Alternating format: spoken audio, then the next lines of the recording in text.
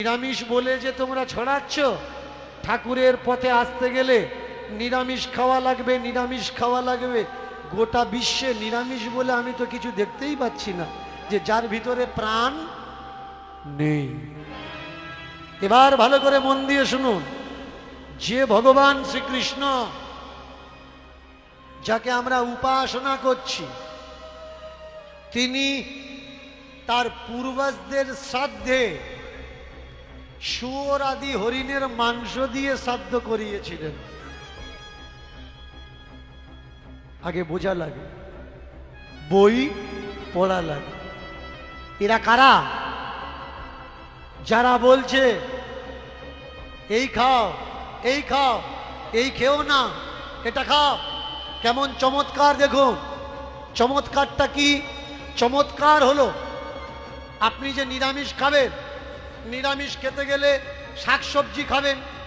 এবার শাকসবজি খেলে তো হবে না, একটু ডাল আলু সিদ্ধ খাবেন। ডাল খেতে গেলে সমস্যা। কি সমস্যা? যেটা মুসারির ডাল, এটা কিন্তু নিরামিষ নয়, এটা আমিষ। কয়েকজনকে আমি জিজ্ঞাসা করেছিলাম এটা আমিষ কেন, আমাকে বলে দেখো না লাল মতো দেখতে, এটা অশুদ্ধের রক্ত থেকে তৈরি। তাহলে মুসারির ডাল লাল, এটা অসুরের রক্ত থেকে তৈরি। তাহলে আমি বললাম মুগ ডাল, বলে মুগ ডাল খেতে পারে। তাই আমি বললাম মুসারির ডাল লাল, ওটা যদি অসুরের রক্ত থেকে তৈরি হয়, তাহলে মুগ ডাল তো হলুদ, ওটা কি দিয়ে তৈরি? কি দিয়ে তৈরি? হলুদ কি?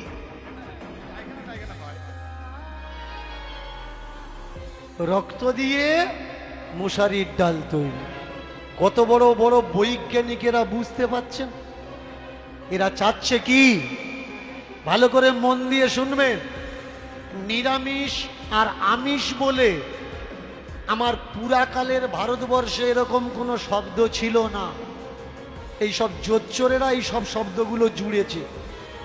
আমার ভারতবর্ষে নাম ভারতবর্ষ নয়, আমার ভারতবর্ষের নাম ইন্ডিয়া নয়, আমার ভারতবর্ষের নাম জম্মু দ্বীপ।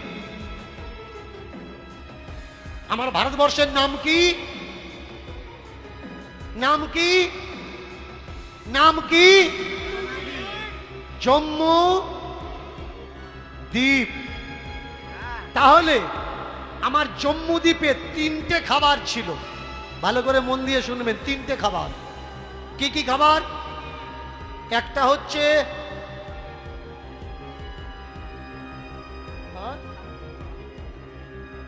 একটা হলো রাজসিক, একটা হলো তামসিক, আর একটা হলো সাত্ত্বিক। রাজসিক খাবার কি? যারা মাটি কাটে, যারা যুদ্ধ করে, বলের কাজ করে, তারা রাজসিক খাবার খাবে।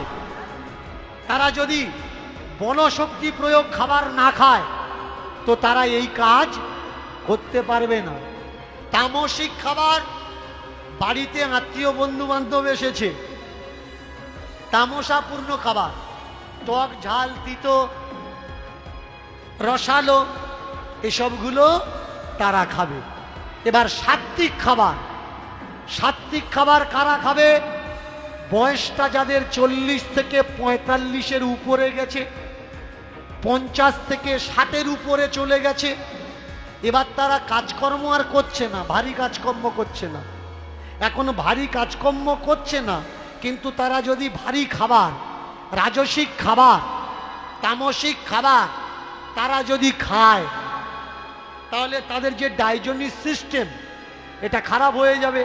খাবার খাচ্ছে কিন্তু হজম করার মতো তারা কাজ করছে না। তাহলে হবে কি? হজম যখন সমস্যা হবে তখন বডিতে ইনসুলিন প্রবলেম আসবে। আর ইনসুলিন প্রবলেম এসে গেলে, যাকে বাংলায় বলে মধুমেহ রোগ, আর বৈজ্ঞানিকের ভাষায় তাকে বলা হয় সুগার রোগ। সুগার রোগ আসছে কেন? তুমি খাবার খেয়েছো কিন্তু পরিশ্রম করনি, শুধু বসেছিলে, এর জন্যে তোমার বডিতে সুগার এসছে। তার জন্যে ডাক্তারখানায় গেলে ডাক্তার সর্বপ্রথমেই বলে দেয় খাওয়া দাওয়াটা বন্ধ করো, এক মুঠো একটা রুটি খাও, খেয়ে পরিশ্রম কিন্তু তুমি বেশি করো। আমার ভারতের যে নিয়ম, সেই নিয়মগুলো কিছু মানুষ পাল্টে দিয়েছে, দিয়ে আজকের গ্রামে গঞ্জে একটা বার প্রচন্ডভাবে মাথা চাড়া দিয়েছে। একটা ব্রত চলছে, আপনাদের এদিকে হচ্ছে কিনা জানি না। একাদশী ব্রত রাখেন, পালন করেন, একাদশী করেন? জোরে বলতে হবে কিন্তু। হ্যাঁ করো, মরবে, করো। এটা আমার মুখের কথা নয়। কার কথা? এটা শাস্ত্রের কথা। কোন শাস্ত্রে লেখা আছে ভালো করে শুনুন। অনেকে আমার উপর রাগ করে, না জেনে রাগ করে। আগে পড়াশুনো করতে লাগবে, পড়াশুনো করো জানো, তারপরে রাগ করবে যে তুমি যে বইয়ের রেফারেন্স দিয়েছো ওই বইয়ে আমরা পাইনি।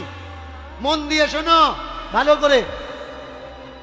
শাস্ত্রে আছে, শাস্ত্র মানে শাস্ত্র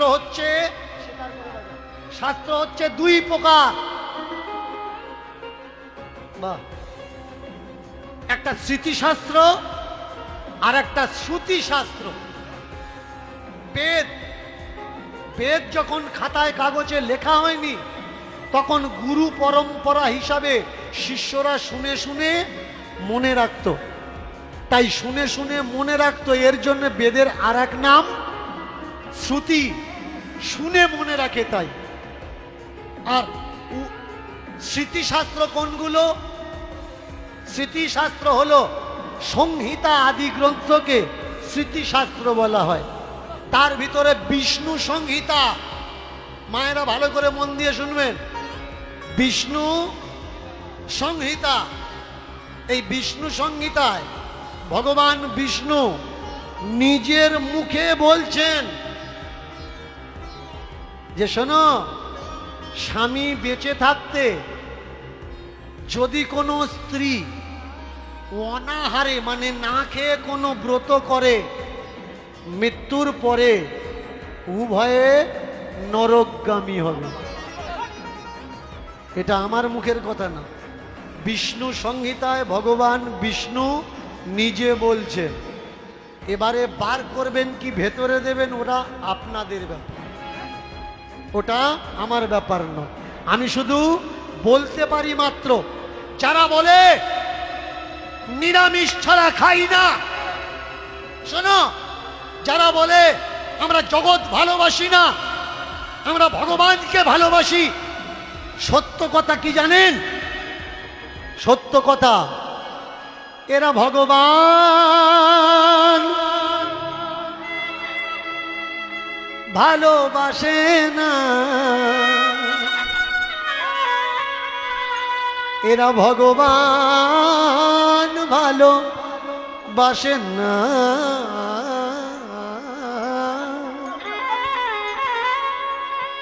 এরা ভালোবাসতে জানে না, ভালোবাসতে জানে না, এরা ভালোবাসতে জানে না, ভালোবাসতে জানে না, ভালোবাসতে জানে না, ভালোবাসতে জানে না, ভালোবাসতে জানে না,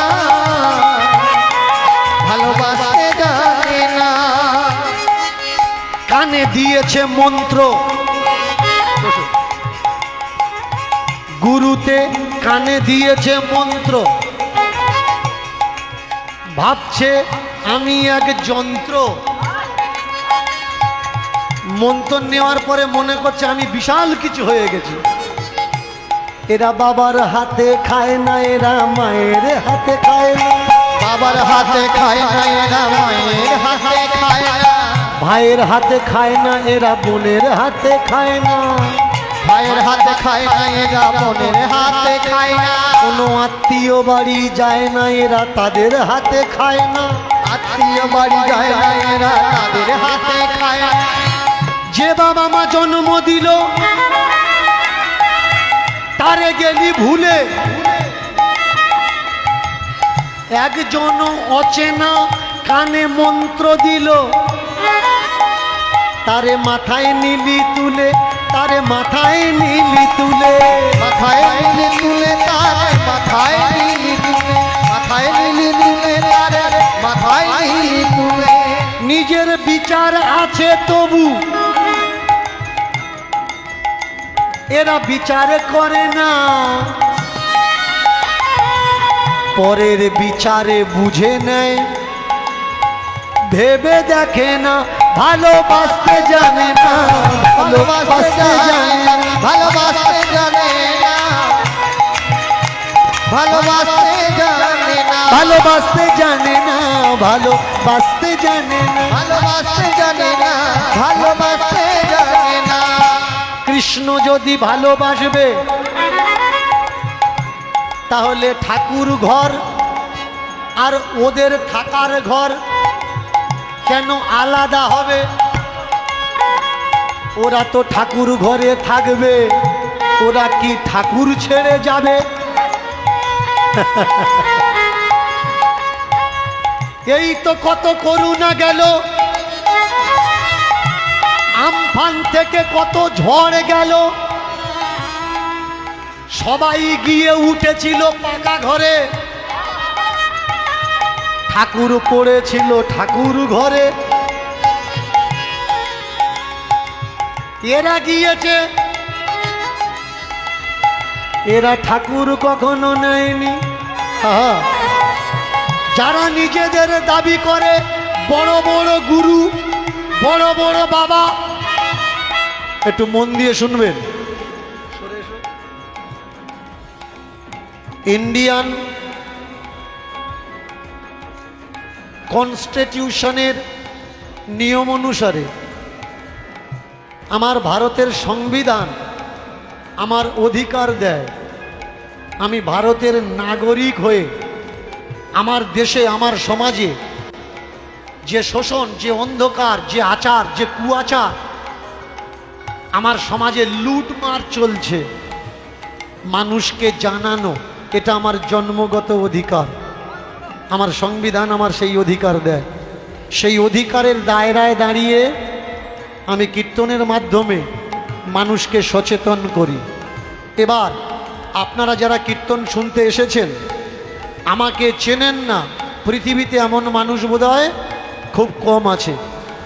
অনেকে আমার কীর্তন পছন্দ করেন না, আমি করজোড়ে বিনতি করব, যারা আমার কীর্তন সহ্য করতে পারেন না শুনবেন না, উঠে চলে যাবেন। অনেক মানুষ দাঁড়িয়ে আছে, বসার জায়গা পাচ্ছে না, তাদের বসার জায়গা করে দেবেন। তা না হলে কীর্তন চলতে চলতে মাঝখানে উঠে আপনি তেজ দেখাবেন, এই কথাটা বলা উচিত হয়নি। এটা করবেন না, একটু মন দিয়ে শুনুন। যারা বলে ভালোবাসি সেই জগৎ পিতা,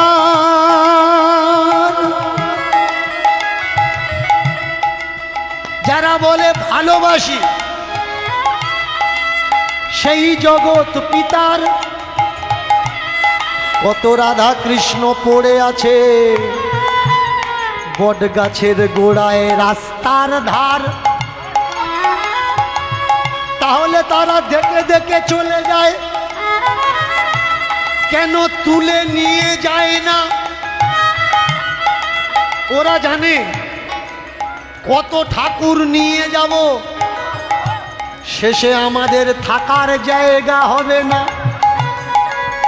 ওরা জানে, ও ভাই, ওরা ভালোবাসতে জানে না, বাঁচতে জানে না, ভালোবাসতে জানে না, ওরা ভালোবাসতে জানে না, বাঁচতে জানে না, ভালোবাসতে জানে না, বাঁচতে জানে না, ভালোবাসতে জানে না, বাঁচতে জানে না, ভালোবাসতে জানে না, ভালোবাসতে জানে না, ভালোবাসতে জানে না, ভালোবাসতে জানে না, তাই গৌর হরি হরি বল। বাঁচতে জানে না রে, ভালোবাসতে জানে না, বাঁচতে জানে না রে, ভালো আমি একার কত বলবো। আমার মতো কিছু মানুষ যদি দায়িত্ব নিয়ে এগুলো বলা আরম্ভ করত, আমার মাথার উপরে ওজনটা একটু কম হতো। মায়েরা চিন্তা করুন, কতগুলো অসংস্কার, কুসংস্কার। এই যে কীর্তন হয়, কীর্তনের শেষে দেখবেন অনেকে মানত করে। মানত করে না যে আমার এই সমস্যা দূর হলে আমি আমার ওজনে বাতাসা লুট দেবো। এদিকে হয়তো হয় না, আমি দেখেছি অন্য অন্য সাইডে হয়, বাতাসা লুট দেয়। বলুন তো, আপনি বাতাসা এইভাবে ছড়িয়ে দিচ্ছেন, মানুষ দুটো পাচ্ছে, তিনটে নেচে ভেঙে গুঁড়ো হয়ে যাচ্ছে। বাতাসাটা তো প্রসাদ, প্রসাদ কেউ ছড়িয়ে দেয়? কখনো বিচার করেছেন যে প্রসাদ ছড়িয়ে দেওয়ার দরকার না, প্রসাদ হাতে দেওয়ার দরকার? তাহলে চিড়ে ভোগটা হাতে দাও কেন, ওটাও ছড়িয়ে দাও। অনেকে বলে ছড়িয়ে কেন দেয়? নিচে বৈষ্ণবের পা ধুলো থাকে, ওই ধুলোয় লেগে তুমি মুখের মধ্যে দেবে, তোমার ভিতরে বৈষ্ণবতা আসবে, ভাবের জন্ম আসবে। তা আজকের থেকে আর মালসা ভোগটা আর কারোর হাতে দিও না, ছড়িয়ে দিও। বাতাসার থেকে ভিজে চিড়েতে ধুলো আরো বেশি লাগবে, তোমাদের আরো বেশি উপকার হবে। ভাই, যারা যারা বাতাসা ছড়াচ্ছ, কেন গেটের ধারে দাঁড়াও না, প্রত্যেকের হাতে দুটো করে দাও, তারা সুষ্ঠুভাবে নিয়ে যাক। ছড়াচ্ছ কেন? তোমরা জানো বাতাসা ছড়ানো হলো কেন? কারণ কিছু উচ্চবর্ণীয় মানুষ ছিল, তারা নিচু বর্ণের মানুষের ছোঁয়া নেবে না, কাছে যাবে না, তাই ওরা দূরে থাকবে, আর এরা ঠাকুর ঘর থেকে বাগিয়ে দেবে। আমি তো মনে করি এটা প্রসাদের অপমান। প্রসাদের কখনো অপমান করা উচিত না। প্রসাদ হাত পেতে নাও,